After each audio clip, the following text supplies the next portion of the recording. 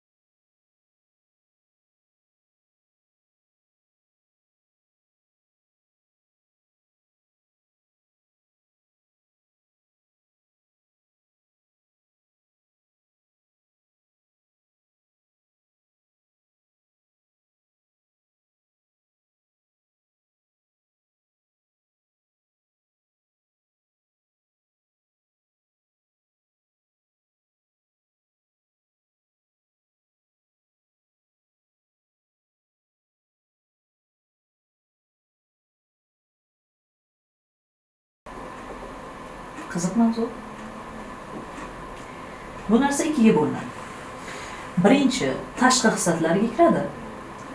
Ikkinchi bu ichki xislatlarga kiradi. Ya'ni qadriyatlari, odatlari, xarakteri ham kiradi. Tashqi xislatga bu tashqi ko'rinish kiradi o'zini. Shu. Tushunarlimi? Savollar bormi? Yo'q. Unda boshlaylik.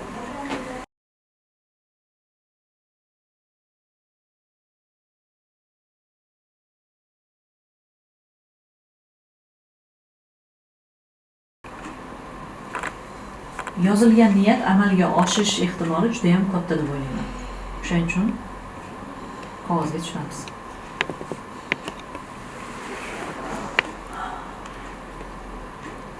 Yozganinglarni Nasibadan boshlaymiz.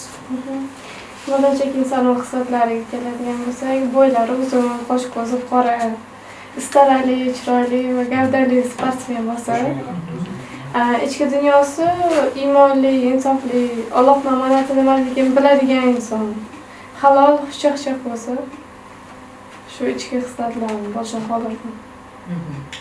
Qisqa va lo'nda, tushunarli. Sevara. Saxiy, hazilkash, mehribon, iymonli, vafodor, ishbilarmon, meni qiziqishlarimni qo'llab-quvvatlaydigan, meni tanlovlarimni hurmat qiladigan, ota-onamni hurmat qiladigan, ba'zida og'ir vaznim, men bilan yaxshi chiqishib keta oladigan, halol, meni Allohning omonati deb qadrlaydigan, tashqi ko'rinishiga keladigan bo'lsak, Bu hozirgi ichki ichki xislatlari, xislatlari, qadriyatlari. tashqi ko'rinishiga keladigan bo'lsak, baland bo'yli, qoshlari qora, ko'zlari jigarrang, kulgishlari Soqolni o'stirmaydi. U chunki bank ishli balki menejerdir, davlat bir xizmatchisidir, kimdir. Bunaqasi bo'lsa nima qilasiz? Birinchi tashqi ko'rinish. Soqoling o'sib keldingizmi? Bug'doy rangdan kelgan, Soqoling o'sib o'rta bo'yli degani 180 Soqolsiz, ya'ni aniq sonlarda. Buni hali 4-chi tashqi ko'rinishlaridan yaxshi kiyinish biladigan, lekin bu degani juda faqat kiyinish quli bo'lgan odam bo'lishi kerak emasda. Tushunarli. Oynani oldida shunaqa bo'lishi kerak. Lekin shunchaki yaxshi kiyinishni biladigan, keyin doim toza yuradigan, yaxshi hidda o'sha atirlarni tanlashi bilsa, sochlari, soqollari qora, tekis bo'lishi xohlayman. javobgarlikni Tashqi ko'rsatadigan. ichki hislatlari To'xta, shuni so'ramanda. doim Soch soqoli qora doim xotirjam shoshtiradigan, o'ziga ishongan, shunaqa bola bor. kirishimli, pozitiv inson bo'lishni xohlayman.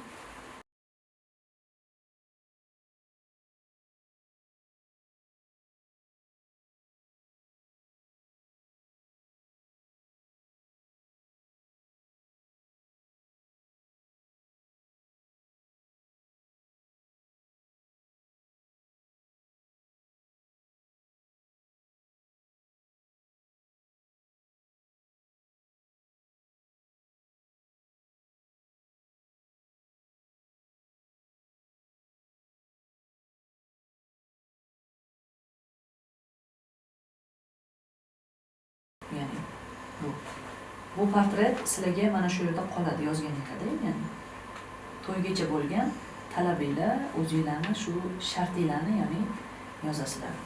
To'ydan keyin nimalarni xohlaysizlar hisob? Talabga kiradimi shunday? Talab shartga kiradi. O'tkazsanglar bo'ladi boshqa kriteriya. Boshlaylar. Vaqt keldi. Yomon emas. O'zinglarni idealligidagi portret yomon boshlanmadi. Davom etamiz. Ikkinchi topshiriqqa o'tamiz. Ya'ni birinchi topshiriq tushunarli bo'lsa, sizlarga hozir yetkazib bera oldim. Yaxshi javob berdinglar. Menga qoniqarli. Ikkinchi topshiriq. Ikkinchi topshiriq shu insondan to'ydan keyin nimalarni kutasiz? Nimalarni xohlaysiz yoki? Misol, nimalarni sizga qilish yoki qilmasligini xohlaysiz? Ikkinchi topshiriq ham bo'ldi. Bu to'ygacha kelishiladigan bir kelishuv. O'qib bering qani, Sevaraxon. Ikkinchi topshiriq to'ydan keyingi kutuvlarni nomladim. To'g'ri. Harjima gullar berishni xohlayman. Oila a'zolarini oldida doim meni hurmat qilib muomala qilishni xohlayman. Agar nimadandir jahli chiqsa, hamma oldida emas, o'zaro gaplashib olishni xohlayman. Ya'ni ota-onasini oldida muhokama qilishni xohlamaysiz, o'zingizni alohida. Bu yaxshi. Keyin oilada farzandlar tarbiyasida faqat men emas, ular ham mas'uliyat bilan yondashishni xohlayman. Keyin mas'uliyatli bo'lishni xohlayman.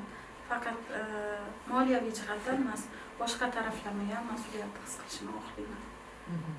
Keyin ishlashimga ruxsat berishni xohlayman. Meni anaqa qiziqishlarim, xohishlarimni qo'llab-quvvatlashini. Karyera ya'ni. Karyera. Keyin har yakshanba kuni birorta joyga aylanishga borishni xohlayman. Har yakshanba haftada bir marta, ya'ni sizga oila kuni shu vaqtini ajratishi juda zo'r. Keyin abuzer va narsist tipidagi munosabat qilishni xohlamayman.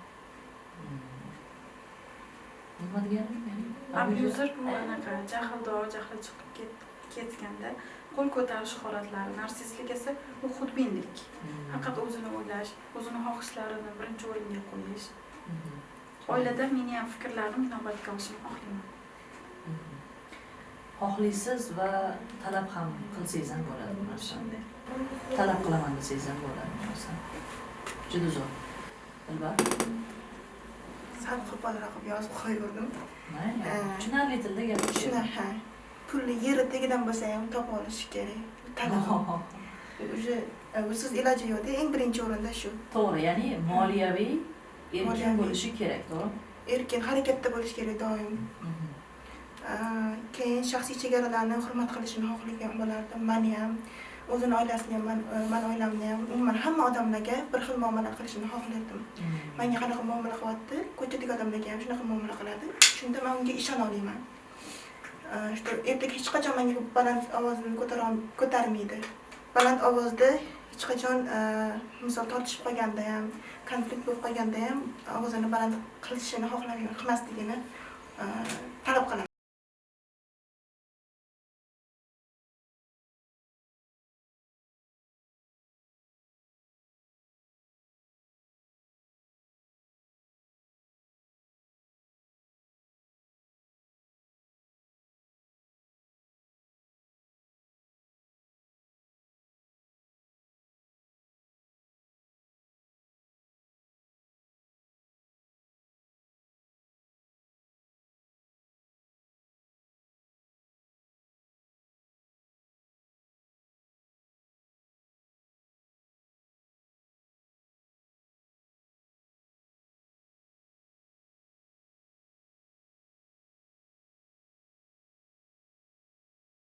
Chashka sinsa ham u odamdan ustun turmasligini bilishini xohlayman.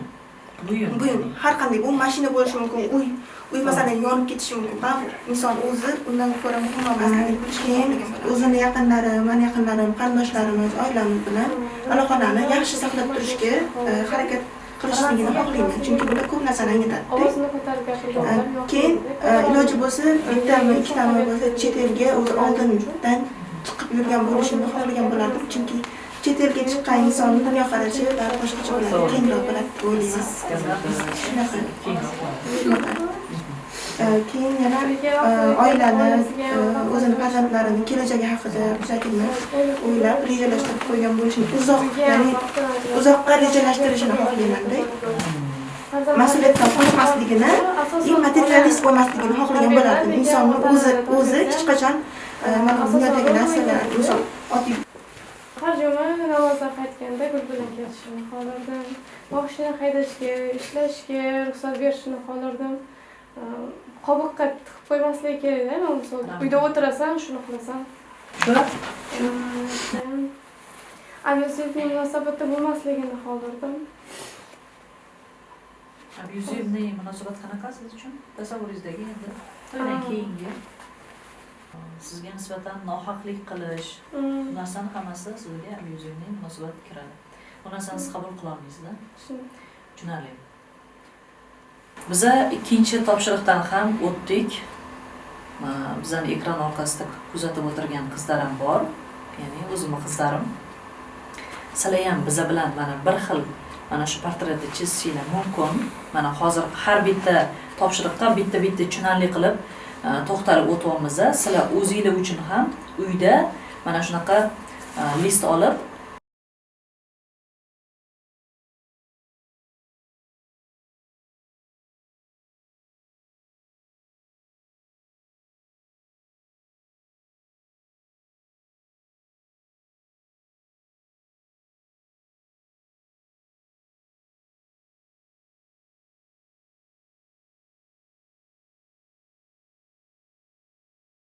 sizga nisbatan nohaqlik qilish, bu narsani hammasi sizga abyuzivniy munosabat kiradi.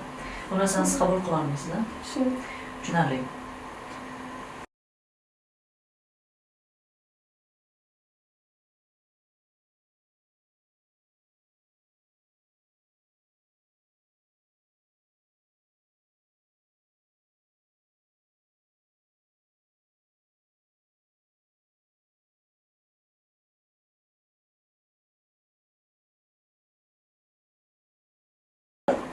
Yozib o'zingizlar uchun bir portret yaratsanglar bo'ladi qizlar.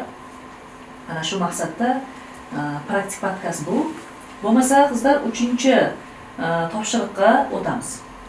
3-chi topshiriq bu yigitni nimasi bo'lsa, nimasi bo'l qila olmaysiz. Ya'ni unga kirishi mumkin yoshi, millati, kelib chiqishi, sharoiti farqi yo'q. Savol tushunarli, a? Boshladik.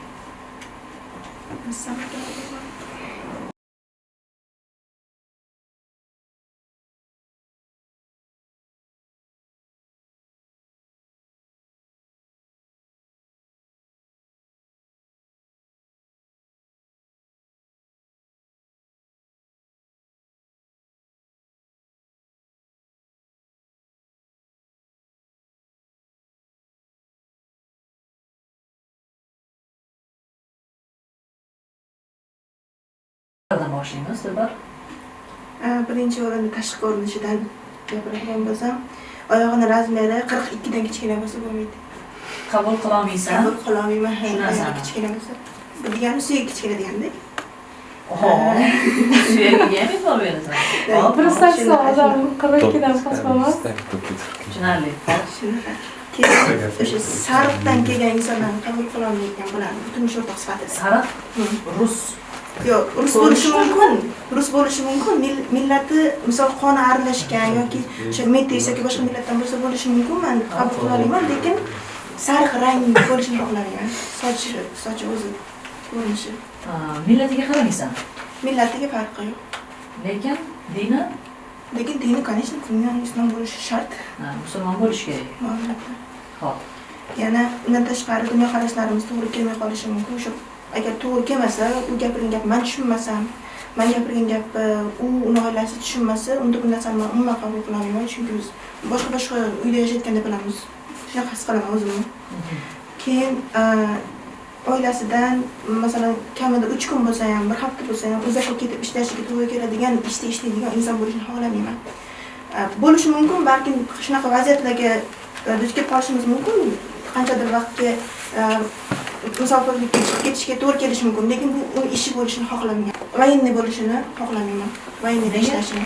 Uni yaxshi oylik topadi. Bilmadim, endi ko'rmaganman atrofimda ko'p. Ko'zim o'rganmaganman, ular dunyoqarashini ham bilmayman-da, o'shaning uchun. Ya'ni formal yordam bo'lsa qabul qila olmaysan. Shunaqa. Bo'ldi. Voyenniylar ehtiyot bo'linglar, bo'lmasam sizlarga kelmayman. Tushunarli. Keyin Hozir bo'lmasa ham keyinchalik alohida yashash niyati bo'lishi kerak. Agar shunaqa niyat bo'lmasa, yo'q men o'lguncha mana shu yerda onamni quchog'ida yashayman desa, bo'lmaydi u menga. tushunarli. Red flag. Red flag. Xo'p. Keyin kelib chiqishi iloji bo'lsa Toshkentda bo'lmasligini xohlardim. Toshkentdan kelib chiqishgan bo'lmasligini xohlagan bo'lardim. Chunki toshkentliklarni o'zim havas qilaman, anaqa yaxshi insonlar bo'lishadi, lekin dunyoqarashlarini men umuman tushunmayman ularni. Shuning uchun men tushunmasam kerak deb o'ylayman, shuning uchun qo'rqqanimdan. Ya'ni viloyatdan bo'lsa, iloji bo'lsa o'zim viloyatimdan, Surxondaryodan, Qashqadaryodan. Surxondaryolik yigitlar. Keyin tug'ilib o'sib bir joyda yashab, undan oldin ham doim bir joyda yashagan bo'lsa, menimcha qabul qilmagan bo'lardim. Chunki men desam bo'ladi. Endi biz doim ko'chganmiz-da, ko'chib yashash boshqacha-da. Endi bir ikki marta ko'chgan bo'lsangiz ham o'sha hayotingiz o'zgarib ketadi-da. Shu narsani meni tushunishini xohlagan bo'lardim. Ya'ni o'tiroq bo'lsin-a senga. O'tiroq bo'lmasin do'mma. Ko'chib yursin. Oldindan ota-bobolari bilan bitta joyda yashab, o'sha yerda tug'ilib o'sib, shu yerda o'lib ketib, hech qayerga chiqmasdan, hech qayerda ko'rmasdan shunaqa bo'lishini xohlamagan bo'lardim. Boshqa joyini ko'rgan ya'ni. Ko'rgan bo'lish kerak. Men qaytib kelgan bo'lsa ham ko'rgan bo'lishni xohlardim. Undan tashqari doim yangiliklarga intilib turishni xohlardim. Misol bir xil insonlar bor, endi bu xarakterdan bo'lsa kerak. Masalan, bitta zavodda ishga kirsa, men zavod ishchilarini yomon demoqchiman, просто bitta ish qiladi, bu xarakterdan. Ularga shu narsa yoqadi. Faqat bitta ish qiladi, o'zgartirilmaydi. Yillab yana. Yillab, 20 yil, 50 yil bitta ishda ishlaydi-da. Yo'q, bitta ishda ishlash yomon demoqchi emasman, просто bitta ish qiladi. Ishchi o'zida o'sish boshqa, lekin bitta ishchi qotib qoladi. Shunaqa qilishni xohlamagan bo'lardim. Chunki dunyoqarash ham qotib qoladi-da. To'g'ri. Chunki ish bu hayotda erkak kishining hayotining 80% ekanligida. Ya'ni kasb bundan, to'g'rimi? Sen uchun muhim. Shunaqa kasbiga keladigan o'sha kasbi biznes qilgan bo'lishini xohlardim. Pulli muomalasini yaxshi tushungan inson bo'lishini xohlagan bo'lardim. Keyin xarakterlaridan sabrsiz, juda ko'p harakat qiladigan, ya'ni men bu nima deydi, bitta joyda o'tira olmaydigan insonlar bo'ladi-ku, o'zi energiyasi ko'p bo'ladi ichida, juda ko'p bo'ladi. O'shanaqalar bo'lsa menimcha qabul qilmagan bo'lardim. U chunki meni bilmadim tushunmaydi yoki men uni tushunmayman. Ko'p gapiradigan, o'sha sabrsiz, qabul qila olmaydiganlaringni to'g'rimi? Sabrsiz, ko'p gapiradigan, ko'p harakat qilib yuradigan, bitta joyda o'tira olmaydigan inson qabul qilmagan bo'laman. Undan tashqari shu saxiy bo'lishi kerak. Saxiy bo'lmasa, agar qisib yuradigan bo'lsa, hamma narsadan qisadigan bo'lsa, puldan qisadigan bo'lsa, vaqtdan qisadigan bo'lsa, unaqa insonni men qabul qilaman. Keyin ko'proq ko'pchilik institutda o'qigan bo'lishini xohlaydi, o'qigan bo'lishni xohlaydi. Menga bu muhim emas.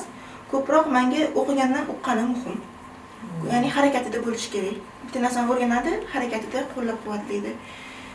Yana o'sha qip-qip ko'raveradi, ya'ni daftar ruchka bilan kitobda yurgan insonlardan harakatda 4-topshiriq qizlar.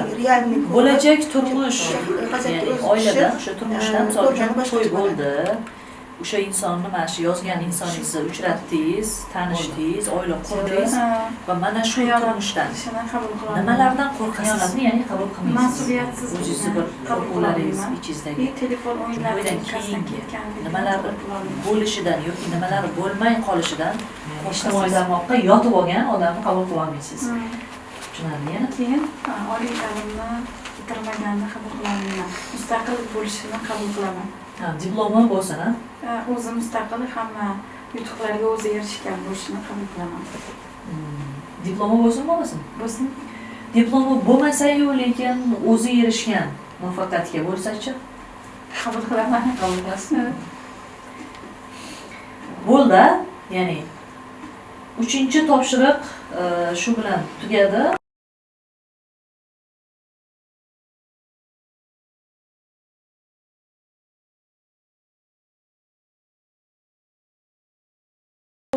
Topshiriq, oxirgi topshiriq bu qizlar. Savol tushunarli. Menimcha to'ldirib yozdinglar deb o'ylayman. Qog'ozinglar уже to'lib ketibdi. 4-topshiriq, ya'ni turmushdan keyin nimalardan qo'rqasiz? Savol aniq, bo'lmasa boshlaymiz. Nasiba?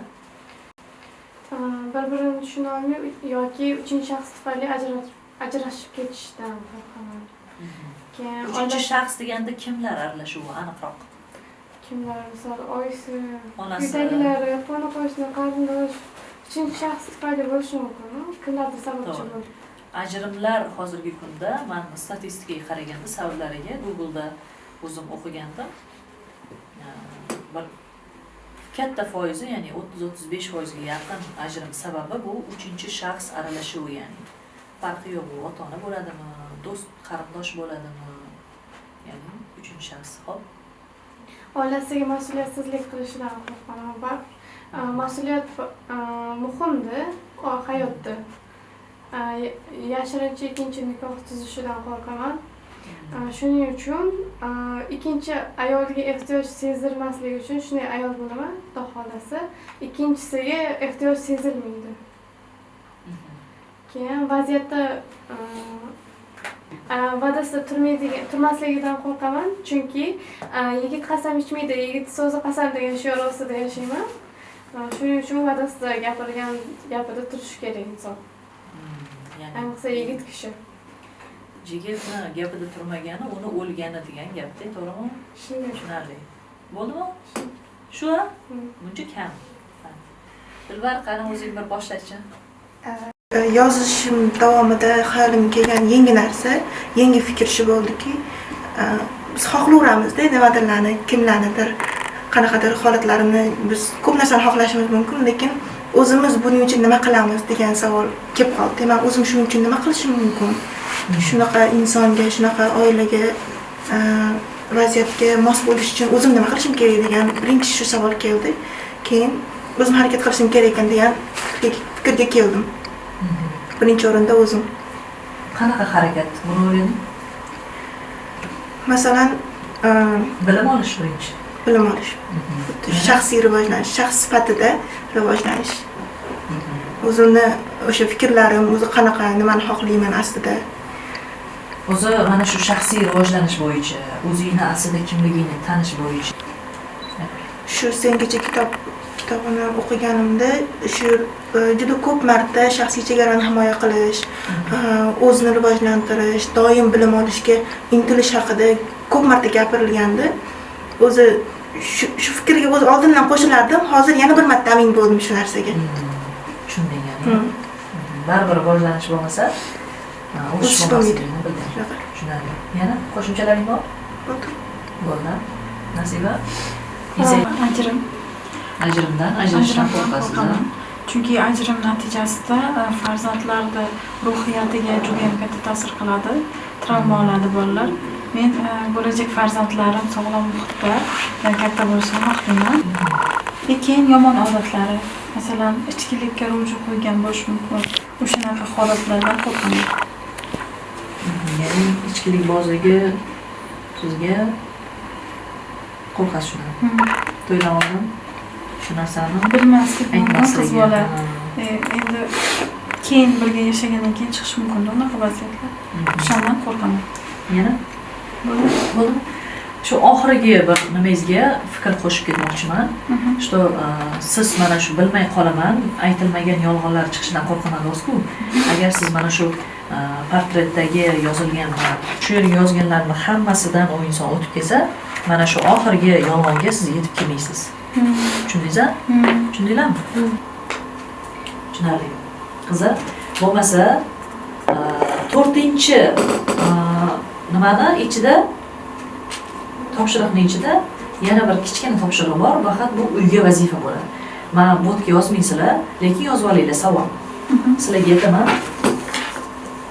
Savol faqatgina to'ydan keyin qanday situatsiyadan qattiq qo'rqasiz? Juda qattiq qo'rqasiz. Bu bittagina bo'lishi kerak yoki ikkita bo'lishi kerak, nari borsa. Ko'p emas. Bu eng asosiysi bo'lishi kerak. Qovus ichida eng asosiy qanday situatsiyadan men qattiq qo'rqaman. Bu uyga vazifa, o'zingizlar yozib olinglar va buni menga o'zingizlar yozib Telegramdan tashab ko'rsatib qo'yasizlar. Bo'ldi, hozir yozmaymiz. Sababi bu narsani o'tirib o'ylash kerak. Hozirning o'zida javob beriladigan savol emas. Qizlar, shotgacha mana portret chizdik, yozdik. O'zimizga aslida kim kerakligini aniq bilib oldik. Talablarimiz, shartlarimiz, xohish istaklarimiz hammasini yozdik. Endi o'zingizga kim kerakligini bilasiz. Bundan keyin qanday inson sizning ishingizni taqillatib kelishini aniq bilasiz. Chunki mana bu yerimizdagi xom xayolimiz, chala o'zimizdan nimalarimiz bugun mana bu qog'ozga tushdi. Va bu narsa niyat bo'ldi aslida. Alloh taoloning qo'lidan hamma narsa keladi. Siz xohlagan insonni u jo'natadi deb o'ylayman. Men o'zim ishonaman chunki. Sizlar ham ishonasizlar deb o'ylayman. O'shaning uchun xulosa qilamiz bugungi bizning praktik podkastimizga. Qizlarimizdan bir o'zingizlarni olgan insightinglar, o'zingizlarning fikringlar bo'lishsanglar bo'ladi. Kim boshlaydi birinchi? O'zga tushirganda inson, ya'ni o'zim imенно menga nima kerakligi, qanaqa inson kerakligini o'zim tushunib oldim. Aniqroq tushunib bilib oldim. Miyadagi chalkash, kasha fikrlaringiz bu qog'ozga tushganda aniq bo'ldi. Tushunarli. Yana gaplaringiz bormi? Bo'ldimi? Tushunarli. Sevar, o'zingiz bir tugating. Podkastdan olgan insightim shundan iboratki, o'zi avval portret chizmaganman. Bu birinchi yaratishim. Portret chizishni o'rgandim. Keyin menga qanday inson kerakligini yana bir marta his qildim va shuni angladimki, faqat kimdandir nimadir talab qilish emas, o'sha insonga o'zim ham munosib bo'lishim kerakligini angladim. Chunki inson birovdan nimadir talab qilishdan oldin insonning o'zida ham o'sha hislar bo'lishi kerak. To'g'ri. O'zimning ustimda yana ham ko'proq ishlashim kerakligini, yangi bilimlar olishim kerakligini, dunyo qarashimni yana ham kengaytirishim kerakligini va o'sha idealimdagi insonga mos juft bo'lishga yana ham harakat qilishim uchun turtki bo'ldi. Bo'ldi? Bo'ldi. Tushunarli. Bo'lmasa, qizlar, sizlar bilan xayrlashmayman. 1 minut. Oramizda Sengacha kitobini olib o'qimagan bitta qizimiz bor. Uni bilib turibsizlar, Sevaraxon. Bugungi bizani mana shu praktik podkastimizga aktiv qatnashganingiz uchun, o'zingiz xohish bildirib kelganingiz uchun, yo'l bosib mana shu kitobni sizga sovg'a qilmoqchiman. Albatta sizga mendan o'qib, yangi insaytlaringiz bilan bo'lisharsiz, biz bilan. Va'da qilganimdek, sizlarni YouTube birinchi praktik podkastini ko'rib turgandan xursandman. Sizlar bilan xayrlashmayman, ko'rishguncha deb qolaman.